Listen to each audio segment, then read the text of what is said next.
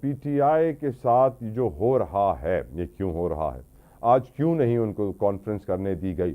جب رانا ثناء اللہ صاحب گزشتہ رات یہ کہہ رہے تھے کہ مجھے ایک نام بتا دیجئے کہ کون پی ٹی آئی کو روکنے کی کوشش کر رہا ہے، پھر فردوس شمیم نقوی صاحب آپ کا شکریہ قیمتی وقت کے لیے، السلام علیکم۔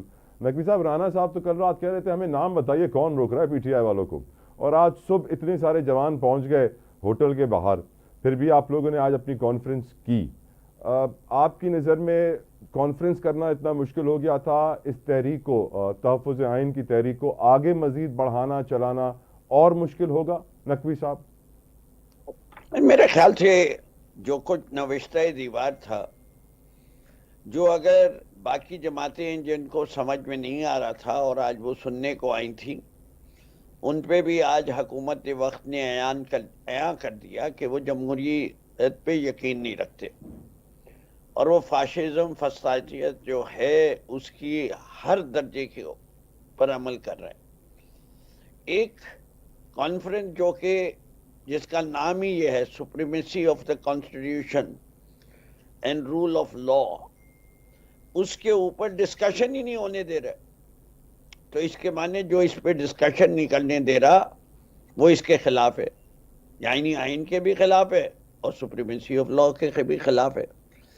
یہ تو ایک عام آدمی کی سوچ ہے، یہ پیغام رانا ثناء اللہ نے بانگ دہل سب کو دے دیا ہے، اور اب یہ چیز کے اوپر آپ کے خیال سے مولانا فضل الرحمان صاحب اپریشیٹ کریں گے اور کہیں گے کہ بھئی اب ڈر کے بیٹھ جاؤ ورنہ ہمیں بھی ڈنڈے پڑیں گے، یا وہ کہیں گے کہ یہ تو آج پی ٹی آئی کی باری ہے، کل اسی ظلم کے ساتھ اور اسی زور سے اور جبر کے ساتھ جو ہے جے یو آئی کا بھی گلا دبا دیا جائے گا اگر جے یو آئی نے گھٹنے نہیں ٹیکے، اور یہی شاہد خاقان عباسی کے ساتھ ہوگا، یہی ڈی ڈے کے ساتھ ہوگا، یہی پی ایم ایل ایف کے ساتھ ہوگا، یہی سب جماعتوں کے ساتھ ہوگا، اور اس کے ساتھ ساتھ پاکستان میں جمہوریت کا جنازہ نکل جائے گا۔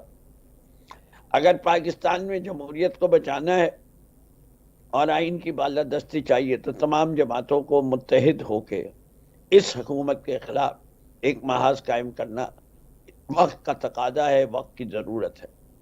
سر، اس وقت میں دیکھ رہا تھا پاکستان کا ایک بڑا نامور پلیٹ فارم ہے نیوز کا، اس کی ہیڈ لائنز یہ ہے کہ P T I national dialogue کا مطالبہ کر رہی ہے۔ سر، اس نیشنل ڈائیلاگ میں کیا پی ایم ایل این بھی شامل ہوگی آپ کی نظر میں؟ دیکھیں، بات یہ دیر از اے نیشنل ڈائیلاگ بٹوین، ہم نے تو کہا ہم ہر کسی سے بات کریں گے، لیکن ساتھ ساتھ پی ٹی آئی اور جماعتیں ایک بات کہہ رہی ہیں کہ جو ہائیبرڈ رجعیم کا نظام ہے اور اس کے اندر جو کردار پاکستان کے جرنیلوں کا ہے، ان کو اس بات کو ماننا پڑے گا کہ پاکستان کے عوام نے اپنا فیصلہ دے چکے ہیں کہ وہ چاہتے ہیں کہ فوجی جرنیل آئین کی حدود میں رہ کے کام کریں، and they want a new social order, non interference in civilian matters by the arm forces personnel. In fact sir, میں آپ کو بتاؤں، میں ابھی پڑھ رہا تھا اکانومسٹ کی جو گلوبل سروے اکانومسٹ نے کیا ہے ڈیموکریسی انڈیکس کا، جس میں 165 ممالک ہیں، پاکستان کا نمبر آیا ہے اس میں کوئی 124 سر، اور اس میں جو لکھا گیا ہے میں آپ کے لیے پڑھ رہا ہوں کیونکہ یقیناً آپ بھی ایگری کریں گے اور آپ انفیکٹ کہہ بھی وہی بات رہے ہیں۔ The report stressed that the future of democracy in South Asia would depend on the strength of civil societies and the willingness of political institutions to adopt inclusive reforms۔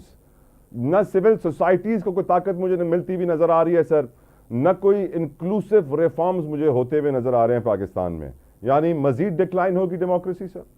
جی، اسی لیے تو کہتے ہیں نا، کسی نے کہا کہ پوچھا کہ جی پاکستان بنانا ریپبلک ہے، تو اس نے جواب نے کہا یہ بنانا ریپبلک سے ایک درجے اور نیچے چلے گئی ہے، اس کو اب کدو ریپبلک کہتے ہیں۔ یہ ہے ہماری جمہوریت کا حال۔ تو مستقبل میں کوئی امید ہے آپ کو؟ لیٹ سے کہ خان اگر 2032 تک نقوی صاحب باہر نہیں آتے کیا ہوگا؟ میرے پتہ نہیں، آپ نے 2032 کی تاریخ کس سے جوڑی ہے؟ اگر آپ جنرل وہ انہی صاحب کو جن کا نام منیر ہے، جو کہ جسٹس منیر سے زیادہ بہترین نام سے یاد کیے جائیں گے پاکستان کی تاریخ میں، ان کی ریٹائرمنٹ کی ایج پریڈکٹ کر رہے ہیں، تو بھائی وہ ریٹائر نہیں ہونے والے، یہ تو ان کو ایکسٹینشن ویسے ہی دی گئی ہے، اس کے بعد بھی 2 ایکسٹینشن اور مل سکتی ہیں۔ خان کا مستقبل پھر کیا؟ خان کا مستقبل تو شاندار ہے، خان کا مقام بہت اعلیٰ ہے، پاکستان کے مستقبل کی بات کیجئے۔ سر وہ شیخ رویل اصغر کہہ رہے ہیں کہ خان بھٹو نہ بن جائے۔ جب دیکھیے بات یہ ہے، ایک سیاستدان کی اور ایک مسلمان کی معراج کیا ہے؟ مسلمان کی معراج شہادت ہے، اور ایک سیاستدان کی معراج یہ کہ تاریخ میں اس کا نام سنہری حروف سے لکھا جائے۔ کریکٹ۔ اور عمران خان کو تو میں نے بارہا یہ کہتے ہوئے سنا ہے کہ میں جس دن اپنے رب العزت کے سامنے پیش ہوں تو میں کم سے کم ایک جملہ سننا چاہوں گا، ویل ڈن عمران خان۔ ہر انسان کی یہ خواہش ہوگی۔ سر نقوی صاحب، ہم پالیٹکس کی تو بات کر چکے ہیں، اب میں آپ کو تھوڑا سا سوسائٹی پہ لانا چاہتا ہوں، بیکاز میں جانتا ہوں کہ آپ بھی کراچی کے رہنے والے ہیں، کراچی ہائٹ ہیں، اور کراچی میں آپ کا بھی دل دھڑکتا ہے۔ سر ایک مرڈر کیس ہے جو آج کل بہت ڈسکس ہو رہا ہے، مصطفیٰ عامر مرڈر کیس، جس کے اندر ایک بہت بڑا ریکٹ، ایک سسٹم، ڈرگز کا ٹیل، نوجوان جس طریقے سے نشے میں لگے ہوئے ہیں۔ ایک 28 سال کا لڑکا سر 4 گھنٹے پولیس پہ گولی چلا لیتا ہے، پھر بھی جج اس کو باعزت بری کرنے والا تھا۔ یہ تو شکر ہے کہ کچھ طاقتور لوگ حرکت میں آئے نقوی صاحب، اور پھر ہمارے ادارے حرکت میں آئے۔ کل آئی جی صاحب جائیں گے، سینٹ کی قائمہ کمیٹی میں پیش ہوں گے، ان کے سوالوں کے جواب بھی دیں گے سندھ کے۔ اور ہم یہ بھی جانتے ہیں کہ اب ایک بہت بڑا نیٹ ورک ہے جس کو بسٹ ہونے کی ضرورت ہے، جس کے خلاف کارروائی ہونے کی ضرورت ہے۔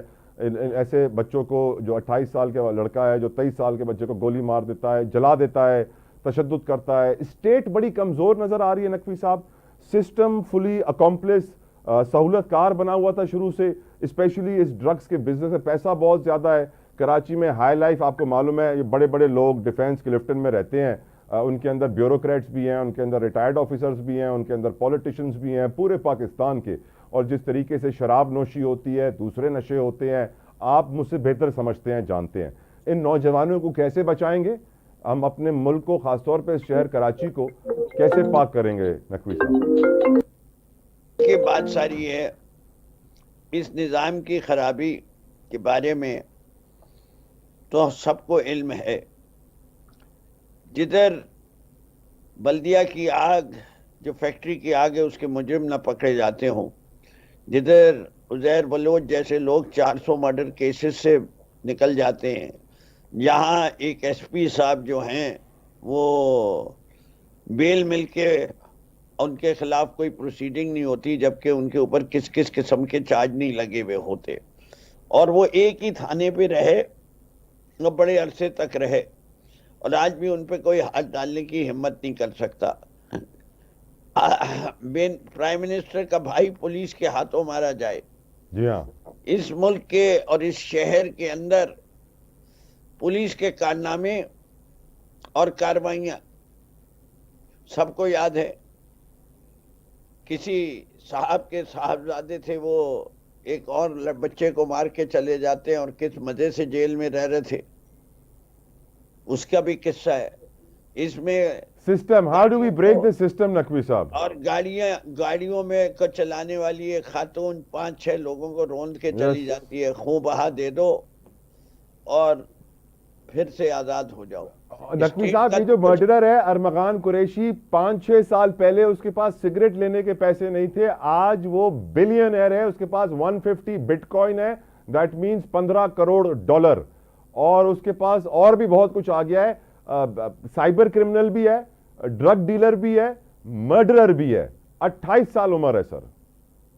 یہی تو کہہ رہا ہوں کہ اس ملک کے اندر ویلیو سسٹم ختم کرنے میں سب سے بڑا ہاتھ کس کا تھا؟ رزق حلال ختم کر کے رزق حرام کی رغبت دینے والا اور کوئی نہیں ہے، وہی ہے جو زر کے پجاری ہیں۔